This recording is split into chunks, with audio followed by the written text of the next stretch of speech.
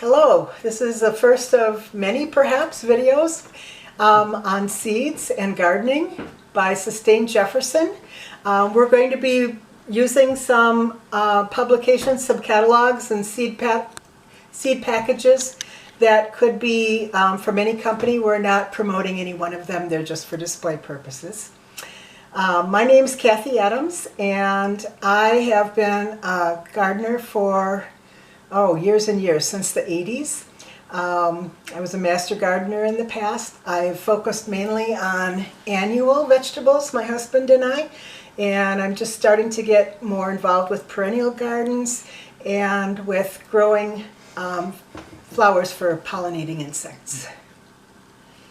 And I'm Janet McConaughey. I'm also in Jefferson, past master gardener. I started growing vegetables maybe in the 1970s, and for several years I was certified organic. Then I also got into medicinals and woods grown botanicals, so it's sort of been the whole thing. Now I'm on a lot again, so I do vegetables and fruits and chickens and bees in my backyard. As you know, when we're growing vegetables, we often start with seeds. We may want to start some of those seeds indoors in our homes. Why might you want to start your own seeds? There's many reasons. When you go to the box store to buy your vegetable plants, you may find that they only have 2 or 3 tomatoes, and maybe someone told you about this rare heirloom tomato that you'd like to grow. The best way to do that would be from seed. The other advantage of growing yourself from seed is that you can control your conditions. You know that those plants will be watered and fertilized when they need it and how they need it. That doesn't always happen with some of our big box store plants, so you've got that to control. And also, of course, you can save a lot of money. A packet of seed might cost $1 to $5. It depends on where you get it from or how many seeds. Whereas if you buy a flat of plants, you're going to spend, double that for a minimal amount of plants. So those are great reasons, I think, for growing your own seeds. So we're going to start out with maybe what you should do before you look at seeds. You need to make some decisions. Number one is, what do you like to eat? You don't want to grow something that you and your family are not going to consume. That's kind of silly. You need to look at what kind of space you have, whether you're in an apartment with just planters and pots. If you have a small yard, if you have a suburban yard, something bigger, or a farm, whatever, you want to look at the spot you have to grow, how big it is. Does it get sunlight? You want your garden area to have at least half the day in full sun. And then another thing to look at is what zone you're in. Most of us, if this is all local, we're talking about Jefferson County, Wisconsin, and we're in Zone 5. If you view this from any other part of the country, you need to look at a map such as this in the seed catalog, or you can find it online, and it will tell you what zone you're in, and that will determine what plants you can grow. Some things are more cold hardy than others, and some things need a lot of heat. And you want to look at the planting data on the seed packet. It will tell you on that one's not so good. Here we go. It will tell you on the back days to germination and days to maturity. So you want to make sure that you know when your first frost and your last frost occur, and that determines the zone you're in. For our area, our first frost in the fall happens sometime in mid to late October, and our last frost occurs somewhere around the middle to late May. And so you want to make sure that if this takes 85 days to mature, that you're going to get it in the ground and count backwards. Make sure you have enough days for it to mature before it gets frosted. So then we'll look at some terms. Most vegetable plants are annuals. So the seeds you get, whether it's broccoli, lettuce, tomatoes, beans, all the usual things, they're annuals. That means you plant them and they mature and produce fruit in one season. And then we have biennials, which are things like parsley. Say you go to a big box store and you buy some parsley plants and you plant them. You want to sort of get them off to one side, someplace where they can stay undisturbed for the next season, because they will come back a second time, and the second year they will actually produce seed and reseed themselves. So you should never have to buy parsley again if you keep this going. Biennial. So a perennial vegetable would be like asparagus, rhubarb, yeah, those sorts of things. If you're going to grow some of those, then you want to make sure that you put them in a place where they won't be disturbed when the next season comes along and you want to turn your soil up for planting the next time. And also that would be fruit trees. Say you're going to do strawberries, or you're going to do blueberry bushes or raspberry plants, whatever. Those have to be in a place where they can be undisturbed year to year. As you're growing your seeds,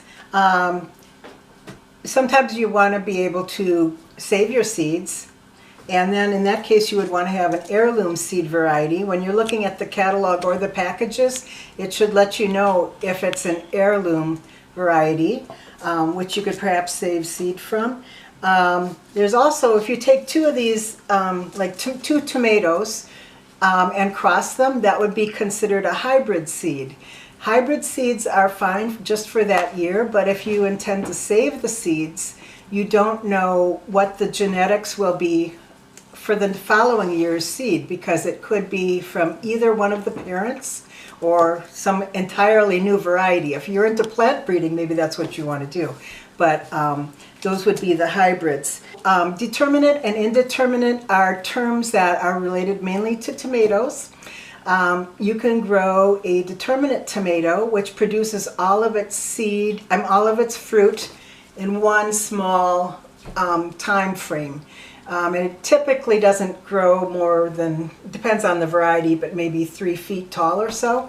An indeterminate tomato continues growing all throughout the season, right up until frost. It'll produce tomatoes. You may even have green tomatoes at the end of the season. It will need some trellising or staking as well for these indeterminate tomatoes. And you should be able to get that information on the packet also. It might tell you whether it needs support or not. Probably if it needs support, it's an indeterminate tomato, and you might want to grow it on a trellis or pole system, something like that. Seed Savers. Okay, About Seed Savers is a well-known company in Iowa, Decorah, Iowa. They grow only heirloom varieties there, so if you're focusing on the heirloom, you might want to go with them. Another company that's big in heirlooms is Baker Creek, which is out of Missouri, or Missouri, as they say. And they have a beautiful catalog. It's just awesome. In fact, this is the free version. You can actually spend $10 and get a coffee table worth seed catalog from them as well. And then there are other heirloom providers that save their bucks and don't print beautiful catalogs. Instead, you can buy online. One of them that I've used quite often is MI Gardener. MI is in Michigan, which is similar to our own time zone, so that I know that seeds that I get from them are most likely going to do well in my garden. Other catalogs? Yeah, Territorial. They have a lot of heirlooms, not all, but they're a good, reliable company. And Johnny's, they're in Maine. They've been pretty reliable. They have good varieties, And being in Maine, they don't grow all their own seed, but the seed, they rely mainly on northern seeds. Then you have locally the Junk Company, which has outlets in Madison, Sun Prairie, Randolph, and Stevens Point. And so you can actually go in there, you can buy bare-rooted plants if you want nut trees or fruit trees or whatever. So that's a good thing. And I think that's, the rest of these, some of these are repeats. Like you'll find that if you get totally tomatoes, it might be from the Junk Company, but it's just a different format they're putting out. So anyway, this is the fun, the winter fun for us gardeners, is going through all the catalogs to see what's new. You know some terminology now, and you've seen some catalogs. You've looked at your garden area, you've decided what you want to eat. So then we have the next thing to figure out is, how are we going to put all this into our space? Now, it depends on the orientation of the area you have to plant in. I run all of my planting beds, I have permanent beds in the backyard, and they run from east to west, so that the sun comes over evenly in the summer. And then in those 4-foot beds, I plant my rows north to south. So I want the lower things on the south end of my garden, because I don't want tall things that are going to block the sun from the next bed. So you want to look at those arrangements, consider the height, which is also mostly on your seed packets. It'll tell you how tall it will get, which isn't, tomatoes, it makes a difference. If you're going to plant sunflowers or some other ornamentals in there, that could make a difference. If you're going to use trellising, trellising is a wonderful idea, because it gets everything up off the ground. It gives you more usable space. And but you want to have your trellises probably at the far away from the sun, so that it's not blocking everything else. All right. One interesting thing, though, is if you're looking at something that doesn't need as much sun, and in fact probably does well in shade, you could plant some of your lettuces in the shade of some of those tall trellis plants too. So you can just play the system. That's right. And that comes with practice and experimentation. And that's one of the fun things about doing all this in your own yard, especially today. I mean, we're not wearing masks. We've both been quarantined. We're old folks. We don't go anywhere. But this gives you something to do at home. And it can save you money. It can give you nutritious, chemical-free food. And you don't have to go to the grocery store and get contaminated by other people. So next we're going to talk about what do you want to start inside? You want plants, and what can you plant directly in the garden? So do you want to do that? Sure. Okay, so we arranged these seed packets somewhat in the order of how you would work with them. Cool season crops on this side over to the warmer season crops on this side. So broccoli and members of the cabbage family are cool season crops that you probably should start indoors. And on your seed packet, it'll give you an idea too of when you might want to start them. So these would be, these would be indoors. This is a cool season crop, the lettuces, chards, kales, spinach, right? These could cilantro. Right, and cilantro, it may even self-seed itself. Onions need to go in early. And leeks, right? These can go, the leeks and onions you probably would start indoors, but then the lettuce and these other crops can be sown directly outside as soon as you can work the soil in the coolness. Then here we have warm season crops. This would be your tomatoes, your peppers, eggplant. Because of the time to maturity on these, you want to start them inside because you will get a better harvest, giving them that head jump start by sowing them indoors. Probably you would want to start these seeds in March, perhaps, so that you can plant them out around the time of your average last frost date. I didn't mention this, but these early ones that you would start inside would probably be in the February time zone. Okay, so then jumping again, these are warm season crops that can be sown directly into the soil. We've got beans,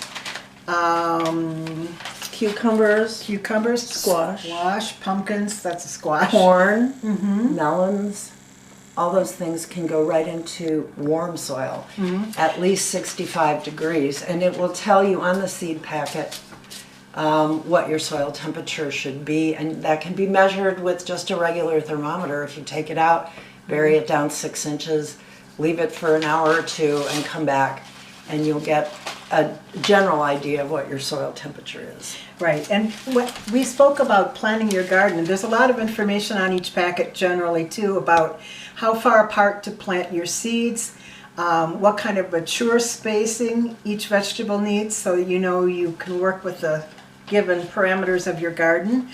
So, you know, a lot of good information on there too. So. Yep, and the oddball out of the garden is garlic. Garlic is something that you plant in October. It overwinters and it starts to die down in July. So that's when you dig it and you bring it in, and then you sort through it and you save your biggest, nicest bulbs for your seed for the following October, if you're going to do that. Love my garlic, it's great.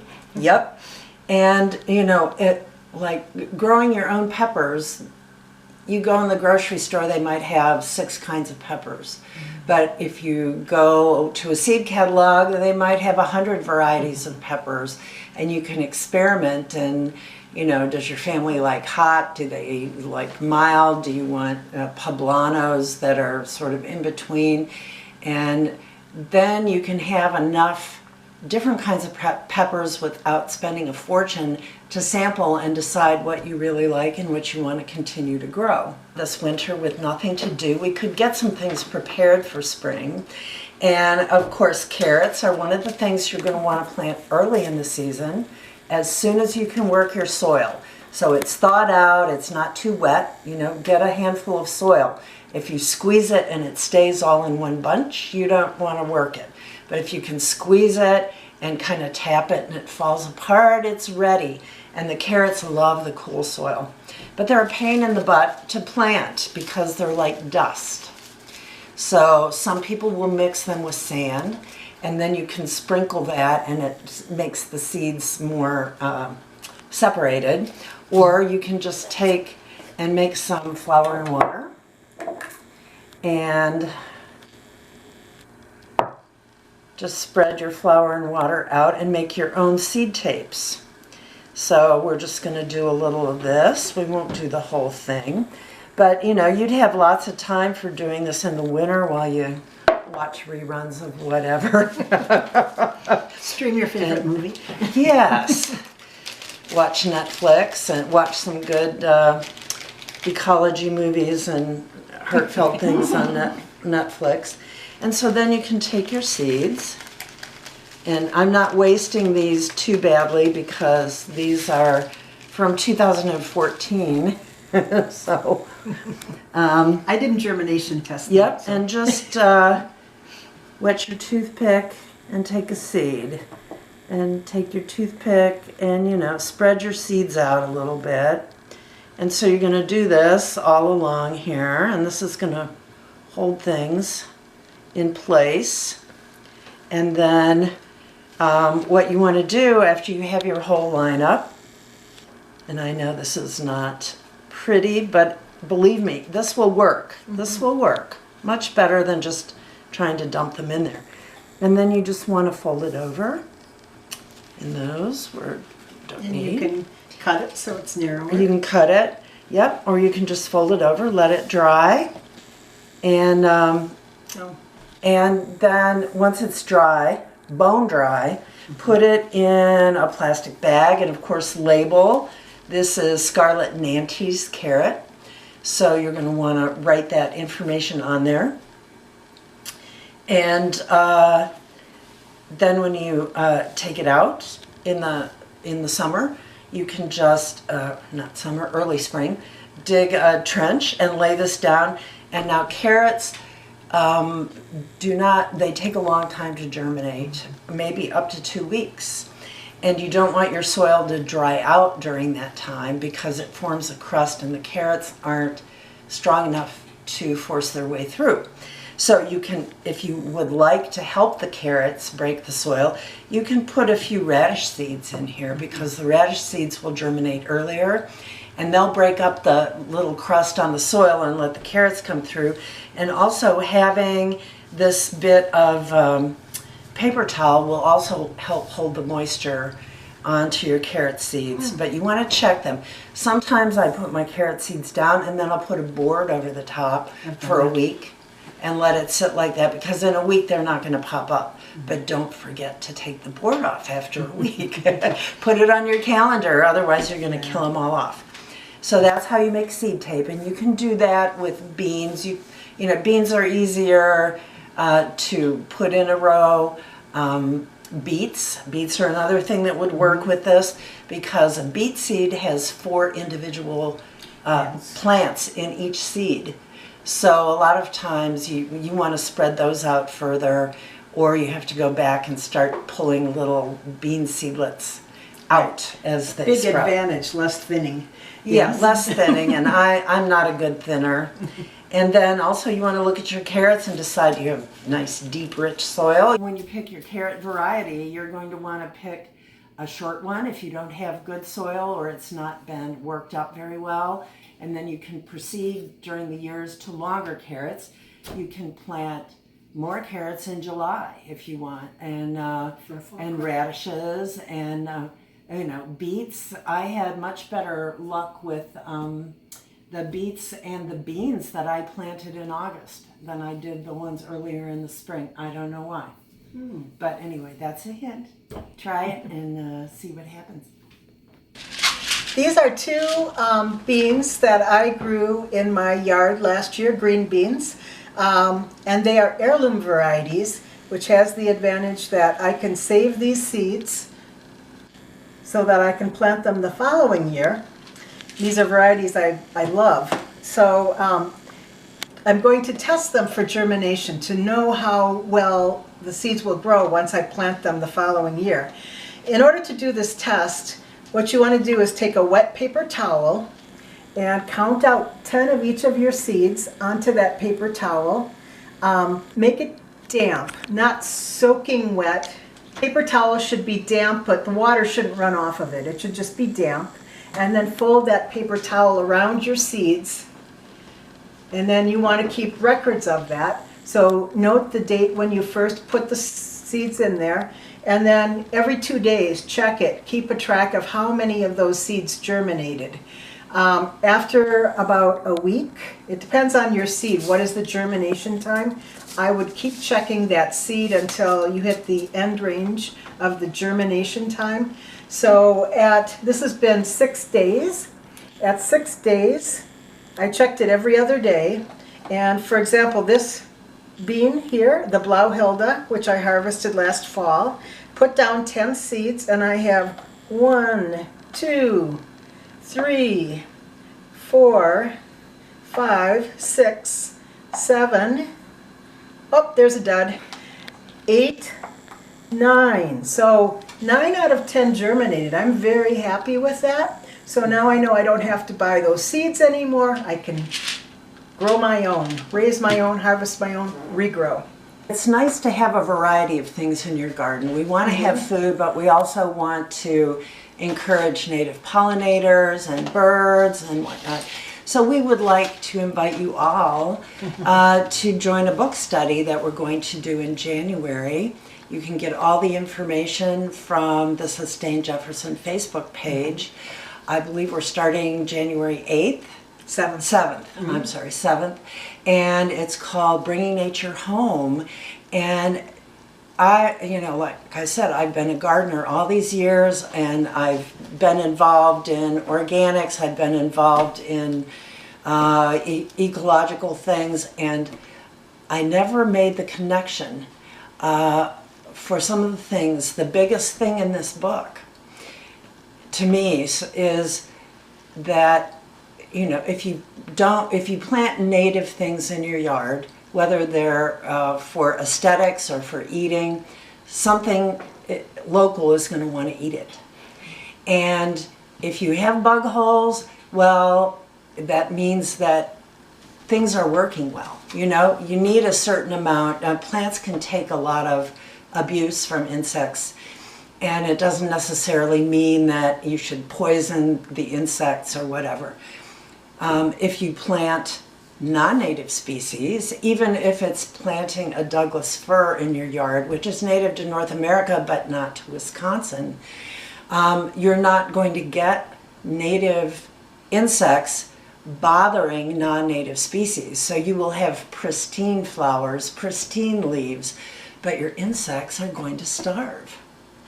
And if you look at the how things progress up the food chain, if you starve out your native insects, they're what concentrates the power of the sun and sends the protein up the line for toads and snakes and birds and, you know, whatever eats them way up the line. So this idea of planting almost all, you know, as much as you can, native plants, it was really an eye-opener for me. You know, too many people want just a nice, clean yard, and there's definitely many advantages to nature in letting the bugs have some.